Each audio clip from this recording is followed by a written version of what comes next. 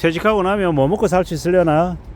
치킨집, 커피숍, 편의점, 피자, 빵집, 미용실, 뭐 여러가지 이 업종들에 대한 생각을 중도퇴직하고 난 뒤에 먹고 살아야 돼서 자영업을 해야겠다라고 생각한 사람들이 아마 고려하고 고민했던 업종들일 겁니다.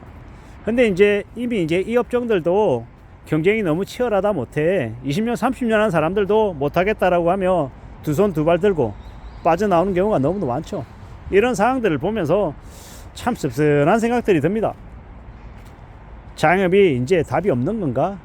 뭐 그런 생각들도 많이 들기도 하고요. 자영업에 지금 하시는 분들이 한 3분의 2 가량이 없어지고 한 3분의 1 정도가 남아야 그래야 이제 그 자영업 하시는 분들이 먹고 사는 게 가능하다고 얘기하는데, 제가 이렇게 얘기하면 3분의 2가 사라져야 된다는 얘기는 그 3분의 2가 몰락하는 얘기다, 되게 살벌하고 잔인한 얘기다, 무자비한 이야기다 라고 말씀을 하십니다. 그 말이 맞고요. 또 다른 한편으로는 제가 그렇게 표현을 하든 하지 않든 간에 앞으로 그렇게 흘러갈 것 같다라고 조심스레 이제 짐작해 봅니다. 이미 사람들이 다들 얘기하죠. 저의 인생 선배들도 다 얘기합니다. 이미 저에게 누가 뭐 누구는 자영업 해가지고 뭐 곰탕집에서 망했다, 누구는 국밥집에서 망했다, 누구는 이자카야에서 망했다, 누구는 뭐 투다리에서 망했다, 뭐 너무 많은 업종들, 예, 앞에 갈로에는 여러 가지 이제 업종이 들어가고 뒤에는 다 뭐라고 얘기한다? 망했다라고 얘기합니다. 그냥 하지 말라고 얘기하는 거죠.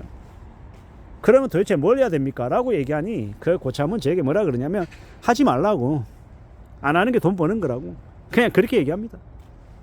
그러면 뭘 해야 되냐 라고 물으면 그 고참 하는 얘기가 그건 나도 몰라 라고 얘기하죠. 그러면서 그분 또한 자영업을 하고 계세요. 씁쓸한 이야기죠. 그리고 이제 그분 또한 이제 2025년 올해 이제 그 하시던 자영업을 이제 그만하십니다. 스스로를 얘기할 때도 이제 그만하면 됐다, 이제 그만하려고 라고 말씀을 하시는 거죠. 그동안 참 고생도 많이 했고요. 지금을 생각해 보면 참으로 많은 사람들이 중도퇴직하고 나면 뭘 하고 살아야 되나라고 걱정을 많이 합니다.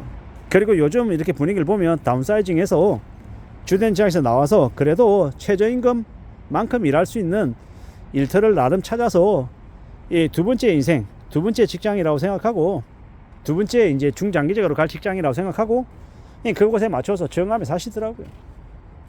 대기업의 상무로 연봉 2억 받고 2억 5천 받은 임원이었지만 그만두고 나와서는 수유로 변신해서 200 몇십만 원 받고 또 쭉 이제 이어서 살아가시더라고요. 또 어떤 분은 공장에서, 또 어떤 분은 뭐 어느 사무실에서 자신이 가지고 있는 이 능력을 이용해서 그렇게 살아가시더라고요. 다만 이제 급여는 예전만큼은 아예 생각도 못하고 그냥 이제 최소한의 급여를 받으며 살아가시더라고요. 근데 이제 그런 것들이 어쩌면 좀 더 현명할 수 있겠다라는 겁니다. 아까 말씀드렸던 아무것도 하지 말라고 얘기했던 그 고참이 뭐라고 얘기하냐? 나이가 한 60한 중후반 넘어가면 그냥 어디서 일하냐, 뭐 하고 지내냐 보다 그냥 모임할 때 두세 달에 한 번씩 모임할 때 그냥 나오고 회비 내라 그러면 군말 없이 회비 내고 그러기만 하면 잘 살고 있는 거라는 겁니다. 연락했는데 연락 안 되고 어느 날 갑자기 사라지고 이러면 이제 씁쓸해하면서 사람들이 더 이상 묻지 않는다라는 거죠. 저도 제 친구들과 얘기 나누면서 누구누구는 어떻게 지낸대? 라고 이렇게 물었는데 몰라 라고 얘기하면 뭐라고 얘기하냐? 더 이상 묻지 말자 라고 말합니다. 왜겠습니까? 지금의 이제 제 나이에 해당되는 이제 사람들이 되게 힘들고 어려운 처지에 놓인 사람들이 많거든요. 사업을 해서 실패한 사람, 가게 폐업한 사람, 회사에서 잘려서 무직인 상태에 있는 사람 등등 너무 많다 보니까 그냥 안 묻는 겁니다. 그럴 정도로 되게 씁쓸한 처지에 놓여 있죠. 세상에 정답도 없고요. 요즘에 이제 자영업 업종에 대해서, 망하지 않는 업종에 대한 뉴스를 쭉 봅니다. 보다 보면 뭐라고 나와 있냐면 그래도 자기의 기술, 자기의 재능을 쏟아서 할 수 있는 그런 업종은 그나마 좀 더 오래 가더라는 겁니다. 예를 들어 미용실이다, 뭐 그런 것들이 아마 그 예시가 아닌가라고 생각합니다. 뭐 예를 들어 뭐 전파상이다, 그 지역에 있는 뭐 전기, 전구 이렇게 갈아주고 전기상에 문제가 생겼을 때 가서 전기를 봐주는 거, 뭐 그런 이제 생활상에 필요한 이제 그런 기술을 내볼 수 있는 그런 일은 그래도 그나마 좀 이제 영속성 있게 좀 이어서 가더라는 겁니다. 아마 현실적으로 이제 그렇게 변해가는 것 같습니다. 자신의 재능, 자신의 기술, 자신의 능력을 활용해서 할 수 있는 일에 그나마 좀 관심 가지고 살아가는 게 제일 낫겠다라고 보는 거죠. 저는 이제 계속해서 말씀드리지만 이렇게 남들 앞에서 말하는 걸 좋아하잖아요. 이야기하는 걸. 이걸 이제 저의 재능 삼아 가지고 사람들 앞에서 이야기하면서 살아가는 이제 삶의 모습을 갖춰가려 하는 거죠. 어쩌면 유튜브 이 핸드폰을 이용해서 찍는 거 이것 또한 그의 일 아닌 거고, 나중에 또 기회가 허락되면 강의실에서 사람들 앞에서 강의하고 있는 그런 저가 될 수도 있는 거고, 아니면 계속 책을 펴내서 1년에 한 권씩 계속 책을 내서 이 작가로서의 삶을 또 이어나갈 수도 있는 거고, 여러 가지가 있는 것 같습니다. 근데 이제 결국 이제 내가 원하는 삶의 모습을 내가 만들어가면서 앞으로 쭉 가는 것 같습니다. 그렇게 생각하며 지내보려고요. 누가 뭐라 하든 간에 우직하게 부지런히 삶을 이어나가면 그러면 좋을 것 같습니다.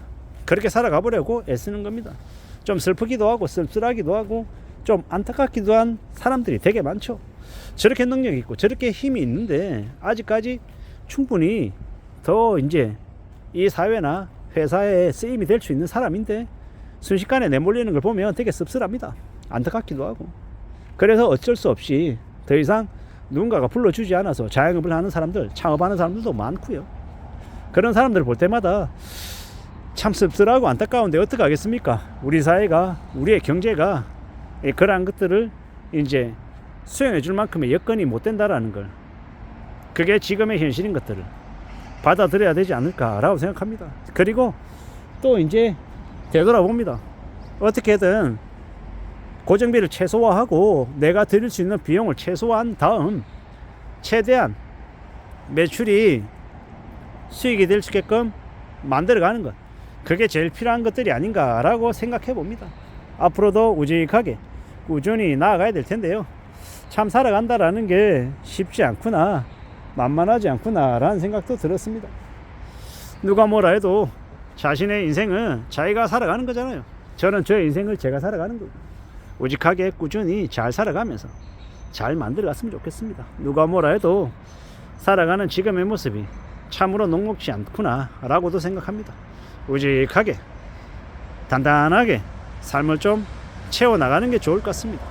누가 뭐라 해도 각자의 삶을 잘 지키기 위해서 스스로 잘 준비하고 잘 대비해야겠죠. 묻지마 창업도 위험하고 프랜차이즈도 위험하고, 정말 그걸 창업해야겠다라고 생각하면 그 분야에서 6개월이든 1년이든 아르바이트 생활 해보면서 정말 그게 자기에게 맞는지 먼저 경험해보고 하는 것들이 낫지 않을까라고 생각해봅니다. 참으로 쉽지 않은 시국을 다들 살아가고 있는 것 같습니다. 잘 버티고 잘 견뎌야 될 텐데 말입니다. 이상입니다.